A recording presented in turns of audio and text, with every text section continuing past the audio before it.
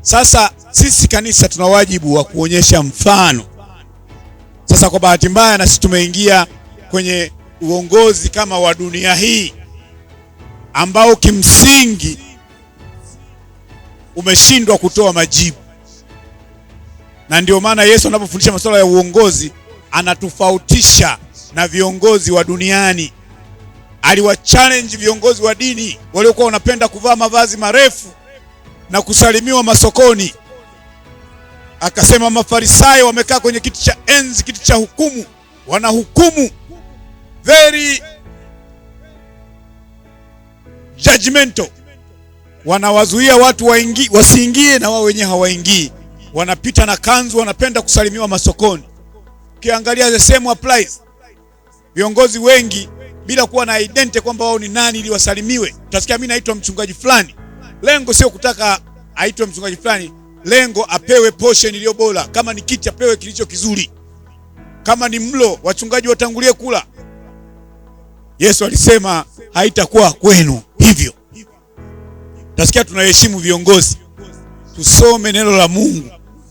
Soma kitabu cha Mathayo kuanzia Mathayo 22-23. Muone Yesu Kristo alivyokuwa mkali kwa Mafarisayo. Amechallenge aina ya leadership ya Mafarisayo. That's illusion. Kwa hiyo kanisa likizama kunakuwa na illusion kwenye hata taifa. Taifa hubadilika kwa kuomba tu. Kuna watu matatizo yanayoonekana kwenye taifa hivi kwa sababu hata kama ni Mkristo, taifa hili ni sehemu yako. Utakuta watu wanasema mambo yatabadilika kwa kuomba tu. Sisi tutakuwa tunaomba tu. Mambo hayabadiliki kwa kuomba tu. Hata kwenye maisha yako mambo hayabadiliki kwa kuomba tu. Lazima kuwe na maarifa. Unaombaje? Unafanya nini? Unaomba nini? Kwa nini unaomba? Mambo mengine si hayahitaji maombi, mambo mengine yanahitaji discipline. Kama watu wanaiba hela za serikali, sio maombi, wanatakiwa waondoke kwenye ofisi hizo. Sio hatuombi hao waondoke.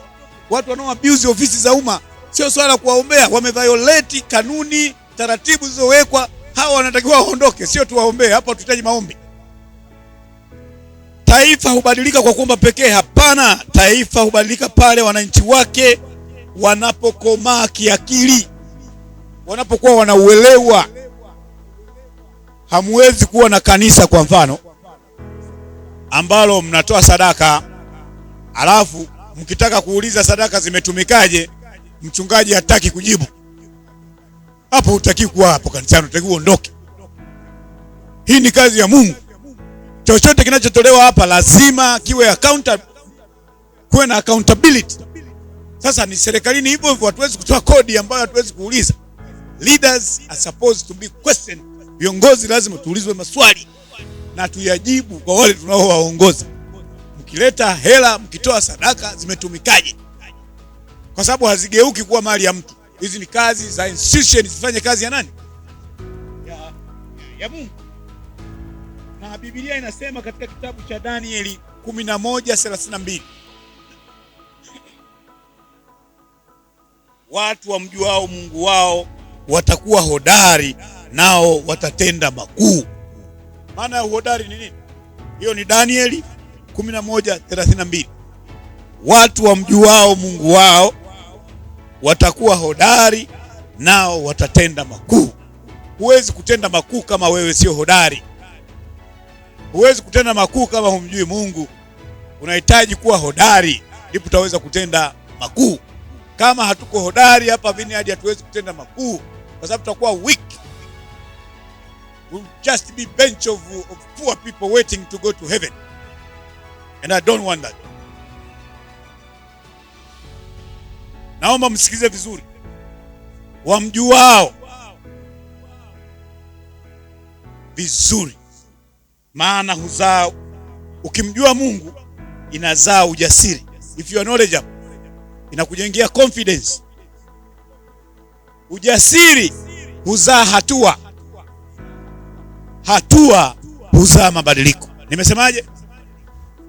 Maarifa huzaa, nisikilize kwa makini. Maarifa huzaa ujasiri. Hebu sema tena hapo kwa sauti. Maarifa huzaa ujasiri. Ujasiri huzaa hatua. Hatua huzaa mabadiliko. Kwa hiyo tunaanza na knowledge. Sawa? Knowledge ukiwa nayo inazaa nini? Kama knowledge ukiwa nayo inazaa nini? Maarifa ukiwa nayo yanafanya nini? Yakikupa ujasiri, ujasiri unazaa nini? Hatua. Unaanza kumove toward kile unachotaka kukifanya. Na hatua huzaa nini? Mabadiliko. Changes zinaanza kutokea katika personal life, katika church level na baadaye national level. Lakini you are not knowledgeable, hujui dunia inaendaje, hujui kama unataka kulima wanalimaje, hujui uchumi unaendaje, unakuwa unafambo tu kwamba tuombe tu. Makanisa yanakuwa very weak, hakuna sauti tunaweza tukaitoa kwenye public, jamii haituelewi kwa sababu na sisi hatuelewi, tunaongea kitu ambacho hatukijui, tukiuliza maswali hatuelewi, tukiambiwa what is worship hatuwezi kujibu, tukiambiwa kwa nini tunamtolea Mungu hatuna majibu, tukiuliza kwa nini kanisa lipo hatuna majibu, alafu tunasema sisi ni kanisani tunaenda mbinguni. Who would like to follow a person like that? Lazima tuwe knowledgeable kile tunachokiamini. Taifa lenye watu wasiojua haki zao litatawaliwa kwa hofu, lakini taifa lenye watu wa maarifa haliwezi kudanganywa na propaganda. Na hii inahusu hata kanisani. Makanisa mengi yanaendeshwa kwa propaganda na siasa nyingi inaendeshwa kwa propaganda kwa sababu watu wanakosa maarifa. Lazima tuwe na maarifa ya kutosha. Tunaposimama, Yesu aliposimama, kila aliposimama kwa sababu alikuwa na maarifa. Biblia inasema kwamba walikusanyika ili watafute sababu ya kumkamata. Siku moja nilisema alikuwa kama na wale watesi wake walikuwa mara nyingi wanamtupia nyavu, wanataka kumkamata, lakini kwa sababu alikuwa knowledgeable hawakujua kama yeye alikuwa analimkasi huku nyuma kwenye mfuko wake. Wanasema, Yesu, tumemkamata mwanamke anazini, na kwa mujibu wa sheria ya Musa anapaswa apigwe mawe. Wewe mwalimu, walikuwa wanamuita mwalimu sio kwa sababu wanamjua, wanamwamini mwalimu, wanamtega. Wewe mwalimu, unasemaje? Walijua akisema apigwe mawe maana yake anapingana na neema nayo ihubiri. Akisema wamhurumie maana yake anapingana na sheria ya Musa ambayo sasa wangemshtaki. Wakasema, mwalimu unasemaje? Akachukua akawa kwenye neti Yesu Kristo. Akachomoa limkasi yake, akaanza kukata nyavu, akasema, na asiye na dhambi nawe wa kwanza kumpiga mawe. Ile nyavu ikatoka. Kwa sababu alikuwa na maarifa. Alijua amekuja kufanya nini. Kuna mahali pengine akatupiwa nyavu tena. Je, ni halali kumpa Kaisari, kulipa Kaisari kodi? Tena akachukua limkasi lake. Alikuwa anatembea limkasi, wanamtupia nyavu, yeye anakata nyavu, anachomoka. Sehemu nyingine adui anakuja, yana heri matiti ulionyonya, akasema wana heri wanaolisikia neno la Mungu. Hakutaka sifa. Mara ngapi tunataka sifa? Because he was knowledgeable. Na hayo ndio ameimpart kwenye maisha yetu. Watu wanapenda sifa, wanaenda kinyume, wanapenda ukubwa, wanapenda mamlaka. Mtu ana kacheo kadogo anasumbua watu kweli kweli, wakati cheo kile kinatakiwa kiimpawe watu, kuwafanya watu wawe na nguvu, lakini anakuwa msumbufu kweli kweli. Yesu hajatufundisha hivyo. Kama tunamwamini Yesu Kristo, Yesu, we have given power to empower people, not to exploit our followers. Power is to empower people. Nguvu ya utambulisho. Nguvu ya utambulisho inakufanya, na ukijua wewe ni nani, ukiwa na ile nguvu ya utambulisho, ukitambua wewe ni nani, hutaomba kama omba. Hatuendi kwa Mungu kama omba. We are not begging. We are not beggars. Hatuendi kwa Mungu kama omba. Hatutaongoza kama waoga. Hatutaishi kama watumwa, kwa sababu tunajua sisi ni nani. Ukijua utambulisho wako, unaijua thamani yako. You know your value. You know your identity. You are valuable. Na wakati mwingine mtu mwingine hajui thamani yako, that's not your business. Unajua thamani yako. Kwani Diamond huwa inapoteza thamani yake ikitumbukia kwenye kinyesi? Ikienda kwenye moto inapoteza thamani yake? Ikipata changamoto, ikipotea, inapoteza thamani yake? Hapana. My value remain the same. Nikitumbukia kwenye maji, nikiwa kwenye moto, I'm still valuable. Hakuna mtu akunichezea kwamba mimi nakuwa napoteza thamani yangu. I'm not. Utajua ujasiri wako, uthamani yako. Utajua una sauti, you know that you have a voice kwa sababu you are valuable. Na utajua una wajibu, you are responsible. Hujakaa hapa kama mwanyengo.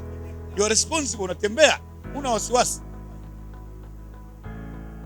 Na tusisahau, thamani yetu haitegemeani na kwamba eti kwa sababu wewe unaitwa mchungaji au unaitwa mwalimu wa kwaya au ni kiongozi. Hivyo ni vitu viwili tofauti. Hivyo huwa vinaondoka. Kuna watu thamani yao inapanda wakipigiwa makofi. Makofi yakipungua thamani inapungua. Then you don't know who you are. Our value remain the same. Kwenye watu wakikupigia makofi, hata wasipokupigia makofi.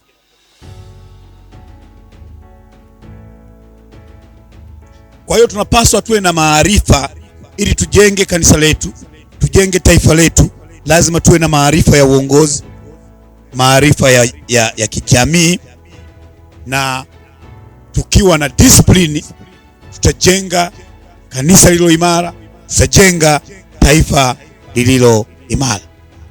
Na tutambue kwamba our identity ndio nguvu yetu.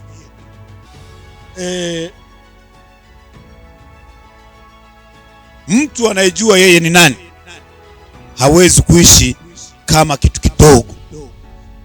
If you know who you are, huwezi kujidharau. Na ndio maana Paulo anamwambia Timotheo, mtu yeyote asidharau ujana wako. Kiongozi anayejua yeye ni nani hawezi kuongoza kwa hofu. If you know who you are, huwezi kuongoza kwa hofu. Na taifa linalojua lenyewe ni nani haliwezi kuishi chini ya uwezo wake. Tukijitambua kama taifa, tunataka Iringa izae viongozi wenye maarifa. Kanisa liwe na watu wanaojitambua. Taifa litamalaki na watu wenye uelewa. Kwa hiyo ni wasihi, my brothers, kwamba tusiingie kwenye hizi illusion. Tuipende elimu.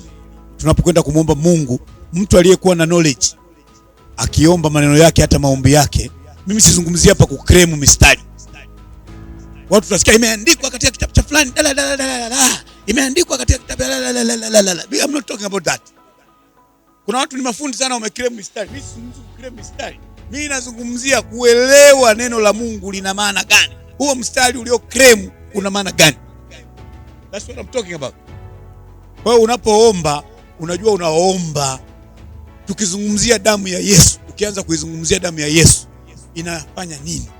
Ina nguvu gani? Msamaha wa dhambi maana yake nini? Salvation maana yake nini? Tunapozungumza agano jipya linamaanisha nini kutoka kwenye agano la kale? Mtu wa vineyard inategemea wanajua mambo haya kuliko tukaingia kwenye dini. Kwa hiyo asubuhi ya leo nilipenda kushare kwamba you got to be knowledgeable. Lakini ondoka kwenye hii hadaa au udanganyifu, uongo wa utambulisho wa kiroho ambao kimsingi hii illusion ya kiroho, ukienda mbele ya Yesu ya shetani wala hakutambui wala hakuelewi. Ondoka kwenye ule mti wa kusahau, kwamba usahau your identity, usahau mamlaka yako, usahau nguvu ya Mungu. Pamoja na hayo, ule mti kweli haukuwasaulisha, kwa sababu wale watumwa walienda kule, bado waliendelea na mila na desturi za Kiafrika. Huko Marekani walienda na nyimbo za Kiafrika. Sasa kama ule mti haukuweza kukusaulisha, na shetani asikusaulisha. Na hili ndio neno la Bwana.